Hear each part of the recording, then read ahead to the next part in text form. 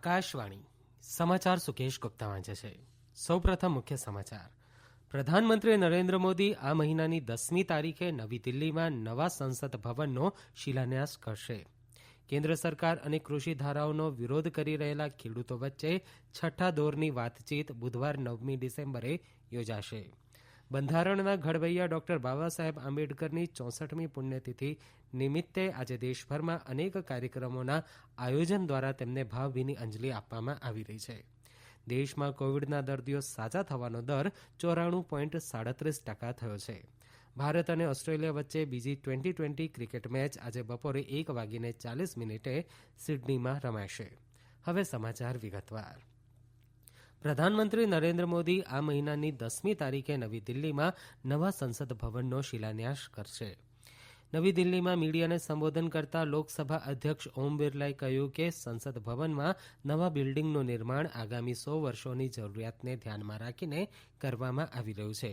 તેમણે કહ્યું કે સંસદ ભવન 971 કરોડ રૂપિયાના ખર્ચે બનાવવામાં આવી રહ્યું છે, જેમાં હાલના સંસદ ભવનની તુલનામાં વધુ સમિતિ રૂમ અને રાજકીય પક્ષોની કચેરીઓ હશે. તેમણે કહ્યું કે સંસદ ભવનનું આ નવું બિલ્ડિંગ આત્મનિર્ભર ભારતના લોકશાહીનું એક એવું મંદિર હશે જે રાષ્ટ્રની વિવિધતાને પ્રતિબિંબિત કરશે. તેમણે કહ્યું કે સંસદ ભવનની નવી બિલ્ડિંગ એ જૂની બિલ્ડિંગ કરતાં 17,000 સ્ક્વેર મીટર મોટી હશે. બિરલાએ કહ્યું હતું કે જ્યારે દેશ 2022માં તેનો 75મો સ્વાતંત્ર્ય દિન ઉજવશે ત્યારે રાજ્યસભા અને લોકસભાની બેઠક નવી સંસદ ભવનમાં યોજાશે.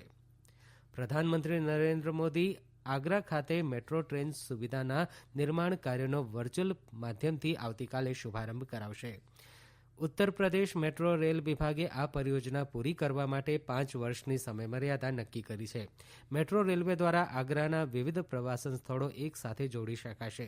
ઉપરાંત સમગ્ર વિશ્વમાંથી તાજમહેલને નિહાળવા આવતા પ્રવાસીઓ પર્યાવરણને અનુકૂળ પરિવહનની સુવિધા મેળવી શકશે. કેન્દ્ર સરકાર અને કૃષિ ધારાઓનો વિરોધ કરી રહેલા ખેડૂતો વચ્ચે છઠ્ઠા દોરની વાતચીત બુધવાર 9મી ડિસેમ્બરે યોજાશે. સરકાર અને ખેડૂતોના પ્રતિનિધિઓએ ગઈકાલે દિલ્હીમાં 5મા દોરની વાતચીત કરી હતી. આ બેઠકમાં કૃષિમંત્રી નરેન્દ્રસિંહ તોમરે ખાતરી આપી હતી કે લઘુત્તમ ટેકાના ભાવોની પદ્ધતિ ચાલુ રહેશે. તેમણે ખેડૂતોને બધા જ મુદ્દાઓ કેન્દ્ર સરકાર ધ્યાનમાં લેશે અને વિચારણા કરશે તેમ પણ જણાવ્યું હતું. શ્રી તોમરે ભારપૂર્વક કહ્યું કે એનડીએ સરકાર ખેડૂતોના હિતોના રક્ષણ માટે પ્રતિબદ્ધ છે. તેમણે ખેડૂતોને કૃષિ ધારાનો વિરોધ કરતા દેખાવો બંધ કરવાની અપીલ કરી હતી. બંધારણના ઘડવૈયા ડોક્ટર બાબા સાહેબ આંબેડકરની 64મી પુણ્યતિથિ નિમિત્તે આજે દેશભરમાં અનેક કાર્યક્રમોના આયોજન દ્વારા તેમને ભાવભીની અંજલિ આપવામાં આવી રહી છે. પ્રધાનમંત્રી નરેન્દ્ર મોદીએ ડોક્ટર બાબા સાહેબ આંબેડકરની પુણ્યતિથિ નિમિત્તે ભાવભીની અંજલિ અર્પણ કરી છે. એક ટ્વીટ સંદેશામાં તેમણે જણાવ્યું કે તેમના વિચારો અને આદર્શ લોકોને પ્રેરણા આપે છે. આપણે સૌ તેમના સ્વપ્ન સાકાર કરવા પ્રતિબદ્ધ છીએ. ગૃહમંત્રી અમિત શાહે ભાવભીની અંજલિ અર્પણ કરતા જણાવ્યું કે તેમના આદર્શોનું પાલન કરતા કેન્દ્ર સરકાર વંચિત પરિવારોના કલ્યાણ માટે સમર્પિત છે. માહિતી અને પ્રસારણ મંત્રાલયના ઉપક્રમે ડોક્ટર આંબેડકરના જીવન કાર્યને દર્શાવતી અને ડોક્ટર જવાહર પટેલ દ્વારા દિગ્દર્શિત ફિલ્મ દર્શાવવામાં આવશે, જે આપ ફિલ્મ ડિવિઝનની યુટ્યુબ ચેનલ પરથી જોઈ શકશો. આ સમાચાર આપ આકાશવાણી પરથી સાંભળી રહ્યા છો. વધુ સમાચાર કોરોના અંગેના આ સંદેશ બાદ.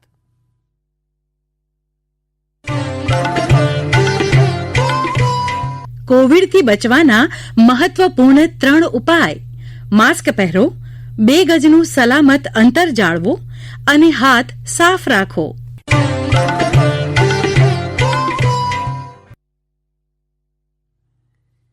દેશમાં કોવિડના દર્દીઓ સાજા થવાનો દર 94.37% થયો છે. સતત 9મા દિવસે કોવિડના નવા કેસોની સરખામણીએ કોવિડના દર્દીઓ સાજા થવાની સંખ્યા વધી છે. છેલ્લા 24 કલાકમાં 41,885 દર્દીઓ સાજા થતા કોવિડને માત આપનારની સંખ્યા 90,99,946 થઈ છે. આ સમયગાળામાં કોવિડના નવા 36,000થી વધુ કેસો નોંધાતા કેસની કુલ સંખ્યા 96,44,529 થઈ છે. અત્યારે કોવિડના એક્ટિવ કેસની સંખ્યા 4,03,248 છે. છેલ્લા 24 કલાકમાં કોવિડના 482 દર્દીઓના મોત નિપજતા કુલ મૃત્યુ આંક 1,40,000થી વધુ થયો છે. કેન્દ્રીય અંતર મંત્રાલય ટીમના સભ્યો આજે તમિલનાડુ અને પુડ્ડુચેરીમાં ચક્રવાત નિવારને કારણે અસરગ્રસ્ત થયેલા વિસ્તારોનું નિરીક્ષણ કરીને નુકસાનનું મૂલ્યાંકન કરશે. કેન્દ્રીય ગૃહ મંત્રાલયના સંયુક્ત સચિવ આશુતોષ અગ્નિહોત્રીના નેતૃત્વમાં બનેલી 8 સભ્યોની ટીમના સદસ્યોની ટીમ ગઈકાલે ચેન્નઈમાં તમિલનાડુના મુખ્ય સચિવ ષણમુગમ અને બીજા વરિષ્ઠ અધિકારીઓ સાથે બેઠક યોજી હતી. બેઠકમાં વાવાઝોડા નિવારના કારણે થયેલા નુકસાન અંગે ટીમના સભ્યોને તમામ જાણકારી આપવામાં આવી હતી. આ દરમિયાન મન્નારના અખાતમાં નબળા પડી ગયેલા ચક્રવાત બુરેબીના કારણે તમિલનાડુમાં 7 લોકોના મોત નીપજ્યા છે. તમિલનાડુ સરકારે વાવાઝોડાના પીડિત પરિવારને 10 લાખ રૂપિયાની સહાય આપવાની જાહેરાત કરી છે. વાવાઝોડાના કારણે થયેલા વરસાદના પગલે જે ખેતરોમાં હજુ પણ પાણી ભરાયેલા છે તેવા ખેડૂતોને સરકાર 1 લાખ રૂપિયાની સહાય કરશે. મુખ્યમંત્રી વિજય રૂપાણીએ જણાવ્યું છે કે ગુજરાતના પીવાના પાણીના 8,500 કરોડ રૂપિયાના જ્યારે સિંચાઈની સુવિધા વધારવા 14,000 કરોડ રૂપિયાના કામો ચાલી રહ્યા છે. ગઈકાલે ડભોઈમાં યોજાયેલા કાર્યક્રમમાં વડોદરા જિલ્લાને પીવાના પાણીના 4 અબજ 17 કરોડ તથા પ્રવાસન ક્ષેત્રના 46 કરોડ રૂપિયાના વિકાસ કામોની ભેટ આપતા મુખ્યમંત્રી આ મુજબ જણાવ્યું હતું. તેમણે કહ્યું કે વર્ષ 2021ના અંત સુધીમાં રાજ્યના બધા જ ઘરોમાં પાઇપલાઇન વડે પીવાનું પાણી અપાશે. મુખ્યમંત્રીએ કરનાળીના શ્રી કુબેર ભંડારી ખાતે યાત્રાળુઓને સુવિધા આપતા 46 કરોડ રૂપિયાના વિકાસ કામોનો શુભારંભ કરાવ્યો હતો. તેમણે 71 કરોડ રૂપિયાના ખર્ચે તૈયાર થયેલી ડભોઈ જૂથ પાણી પુરવઠા યોજના ભાગ 2નું લોકાર્પણ કર્યું હતું. શ્રી રૂપાણીએ 185 કરોડ રૂપિયાના ખર્ચે તૈયાર થનારી નર્મદા કેનાલ આધારિત વડોદરા બલ્ક પાઇપલાઇન યોજનાનું અને મહી નદી આધારિત પાદરા સુધારણા જૂથ પાણી પુરવઠા યોજનાનું ખાતમુહૂર્ત કર્યું હતું. મુખ્યમંત્રીએ જણાવ્યું હતું કે રાજ્યમાં 2,610 કિલોમીટર લાંબી પાઇપલાઇન દ્વારા 8,689 ગામોમાં પીવાનું પાણી આપવામાં આવી રહ્યું છે.